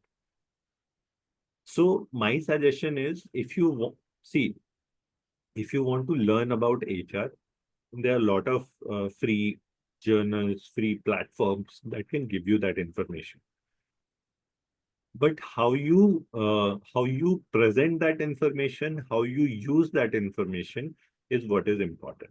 So I saw a question of yours earlier that you are confused about how what to choose. So I hope that the confusion is not whether you should be a HR or not, and more to say that what domain in HR.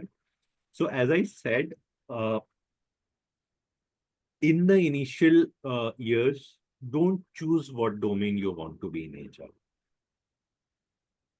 Go to the first domain that you can get, explore that domain, and then switch to a different domain. Because eventually you will have to learn all the domains to be a good HR professional. And I am saying this with experience because had I not done TA, I would not have the insights of talent acquisition to implement in Comp and Ben. And when I'm doing Comp and Ben, and if I do a role in business partnering going forward, I would have a lot more insights both from TA and Comp and Ben to do my role in business partnering more efficiently. I So, agree, Shakti, completely. It is yeah, something I also never wanted to do, but you don't have a choice at times. But today I see that was the most important role which I have done, and I think has given me lot of understanding, which otherwise I would have never got.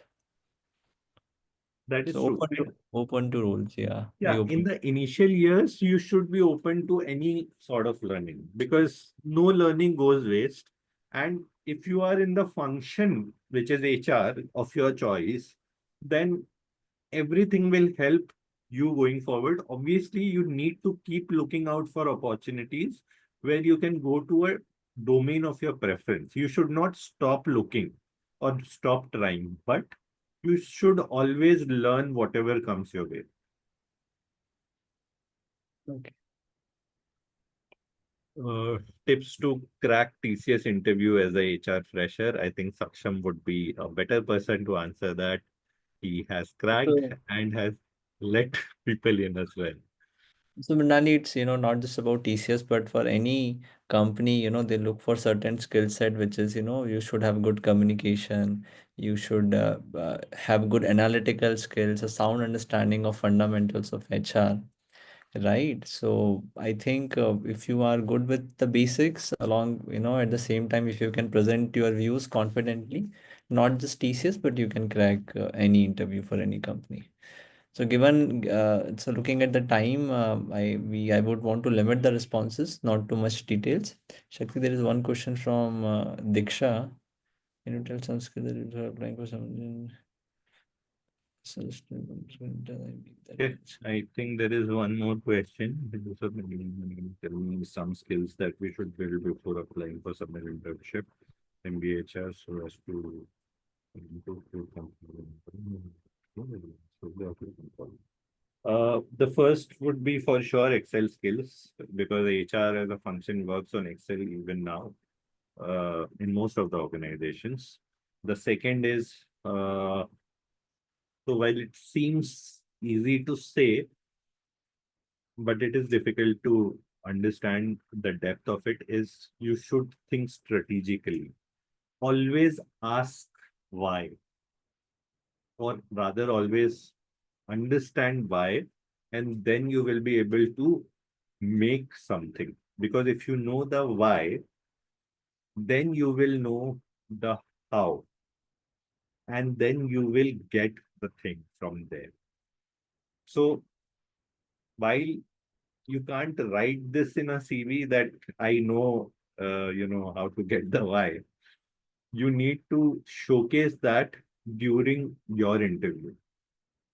All the HR interviews generally are situation based or behavioral based because technical aspects people will judge for sure, but there'll be situational aspects, and that is where you can show how strategic you can think, how long term you can think, and if you can do that, then you are sorted. Uh, and now coming to the technical aspect of it, what skills you may want to build up, be clear on the basic labor laws. Okay, when I say basic labor laws, uh, your IDA basic understanding, your PF Act, your Maternity Act, your Gratuity Act, your Minimum Wages Act, what are minimum wages, living wages, basic things. These are the very basic things any HR interviewer may ask. I used to ask, and people, I was surprised that I saw once that somebody did not know what a provident fund is. So it was surprising to me. Shocking. Shocking. Okay. Okay. While I was not trying to use that, but yes, shocking to me. So be clear on your basics, technically and functionally. See, these strategic and long-term things will only come when you are clear on your basics. If you know that at least for 50 people, I need to give PF, you will not go to your management and suggest otherwise. Or if it is not happening, you'll go to your management and tell them, you know what you are doing is wrong. And a labor commissioner can very well come and shut down your shop. Okay, so thank you, Shakti. I have one, I think couple of last questions and then we'll conclude the session. So I Uh, see yeah. Saksham, before I take that last question, there is one question which is very interesting. Studying case studies will help. Yes, please study as many case studies as you can with solutions. Because, or obviously, explore the solutions first and then look for the solutions. But please do study case studies. Those are very helpful and very enlightening. Sorry, go ahead, please. Yes, Shakti. So, Shakti, if we see the typical increment, that is given in companies is somewhere around 5 to 12%, like it's 8%, 10%. And if we see what is being offered to a fresher, it is somewhere around, if you take an average from a good college, let's say 6 LPA, is a one benchmark we can assume. And then having a growth of, even say 10% every year, like it is less than inflation, isn't it? Correct. I So, agree. so like it is like why companies are not understanding that, because if they don't compensate the employee the way the inflation is going up, then they will of course look for the other options outside, and which is actually the trend these days, that people after every 2 3 years make a switch outside, and they get a good 50 60% hike. So what's your take on that, Shakti? So see, there are many organizations who do regular salary corrections when they see that the market has moved up drastically. Okay. And they do it for their past batches as well, for people who they have hired from the market, from campuses, and they do the salary corrections, which is a good practice. And with that, they they ensure that the retention is on a higher side. But there are organizations who don't do this. Now, there may be multiple reasons to it. One being the cost. Second being the if the organization is of a higher size, then the retrospective cost of how many batches they have to correct. So Mm-hmm. it boils down to cost as such. Mm-hmm. But progressive organizations have been doing salary corrections based on the market for campus hires, for their even lateral hires as well. If they see that people are much lower in the pay range. So it happens, and it should happen also if you ask me. But Correct. for the organizations who are not doing it, they have their reasons and they are okay to lose that talent because they want to maintain their manpower cost. They know that they'll be able to attract more talent at a lower cost from outside, and they're okay to go ahead with it. So it's the need of the organization basis which they take a particular step. Okay. Shakti, one more question is like since it involves a lot of data analysis, so this comp and Ben role is also good for students who are pursuing MBA in finance. So people who would be doing MBA finance, uh, How much is your also interaction with the finance department in this role? very less, Very less. matlab, like literally very less. But it also depends that where is payroll placed. So payroll, uh, as per the current industry practices, can be placed either in HR or in finance. If it is placed in finance, then obviously compensation will have to interact with payroll, and so in Mm. turn interact with finance. But if payroll is placed in HR, then there is very negligible interaction with finance. Okay. So, um, like, how about the like, can they have pursue the career, or like it's a pure HR role? Which one? This one, comp and ben for finance students provide. Okay, so only if the payroll is in finance department, then only there is a scope. Yeah, and so payroll and compensation and benefits are different. Payroll is the execution of transaction of money. Mm. Compensation is strategic aspect of Designing, yes, right. this. So I have not seen any MBA finance person doing a comp and ben role as of now. Okay. While in Oh. the past there have been people who were graduates or who were I don't know, whatever, uh, basic graduates and have been doing compensation benefits. Their Mm. transition was from being a graduate to a admin to a HR admin to a payroll and then to a comp and ben. So Mm. they have come to comp and ben through payroll because Mm. payroll gave that exposure and then they got in here. But I've seen very less people who are non-HRs and have been in compensation, let alone MBA finance. Mm. Okay, one last question. Since you have worked both in IT and manufacturing, see, IT is the industry, where we have intellectual employees, all of them are almost engineers. Whereas in manufacturing, there is a divide, blue collar, white collar. Okay, so I hope, I assume when people are not very intellectual, because for example, when you go for a discussion, within an IT, the person have read the policy more than you before coming to the table of discussion, right? And that is where it becomes difficult to convince him. Whereas in manufacturing, I think that would not be the case. Okay, and then people will not be knowing much a lot, industry practices, what are the policies, what are the rights. So is it like, the retention rate is higher in manufacturing compared to IT, or how do you see this difference impacting? Okay. So the retention rate is for sure higher in manufacturing. Mm. But that being said, the challenge is also higher because blue collar employees have a union generally. Mm. Mm. And when unions get involved, it brings a lot of complications. Mm. You have to do what is being Mm. asked, otherwise there'll be stoppage of work, there'll be XYZ things, there'll be so HR there plays a very important role from a industrial relations standpoint. Okay.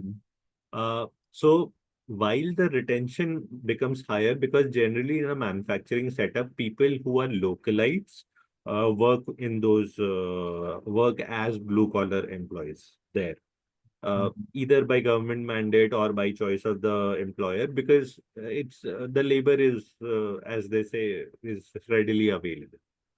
Mm. So while all of them may not be that intellectual, uh, Union. but the union leaders are good enough to fight for all of them, and Correct. you have very less to little option to actually bypass their demands if you want Mm. the work to go ahead. Mm. Correct, right, makes So, sense. yeah, so that challenge is there. But yes, as you said, retention is higher because of the reason of being localized, not having multiple opportunities, and also not they are not very much willing to move out of their places. Acha, another question on like the fun aspect, because if we see IT, there are a lot of flexibilities. You can work from home, you can log in at any time, then you have weekends off, then you have all the fancy and attractive things. Whereas in manufacturing, it's a plant. It starts at some time, it shuts off at a certain time. Then you have a proper lunch time. You have to be into formals. Correct. Yeah. From that angle, what is your experience? Is it more fun working in IT or interesting, or is it the otherwise for So if you ask me from a learning perspective, it is more fun working in manufacturing. Okay. learning? Okay. Yeah. Mm. Because there is a lot that can change and you will have to quickly change with it. There can be anything that can happen at any given point of time and you will have to firefight that. Okay. Mm. Mm. Uh, a more intellectual crowd is more sober, more process oriented, more Ego less. fights are also there. Sorry, Ego clashes are also there. More intellectual. that's that's very that's Uh, fine. That's like the very least of the problems of from a organization perspective. See, mm. ego clashes would be between individuals. Mm. Here, uh, for manufacturing setups, the clashes are between employee and employer, Mm. which is a Correct. which is a larger challenge for the organization. Mm. Correct. Any clash between a employee and another employee is least of the concern for the organization as a whole. Mm. Correct. So in Abbott, you used to go to the plant daily, or like it was No, no. So, okay. So I have just visited plants. I have never been stationed in plants.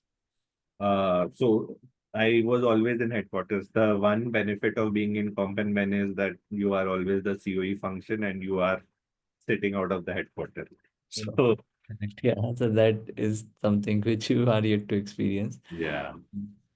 I think that is also one of the important thing to make a decision to move to manufacturing, waking yeah. up early, catching a bus. So not an easy thing after working into IT. Okay. So I think that sums up all my questions. Hmm. So, Shakti, I think we are good. If our audience don't have any questions, then Yeah. we can wrap up the call. Yep. Are there any questions? Last call? No? Okay. So thank you so much, Shakti. It was very, very interesting discussion. I never knew when the 2 hours passed. So I was completely in the discussion. And yeah, thank you for taking time out and helping us with your wisdom. And I hope people can reach out to you on LinkedIn, if they come across any queries later or in the future. So Shakti is there on LinkedIn. You can search about him. So once again, thank you so much, Shakti. Thank you. Thank you so much. All right. So have a good day. Enjoy your Sunday. Thank You you so too. much. Yes. Have Bye. a good day, everyone. Bye bye.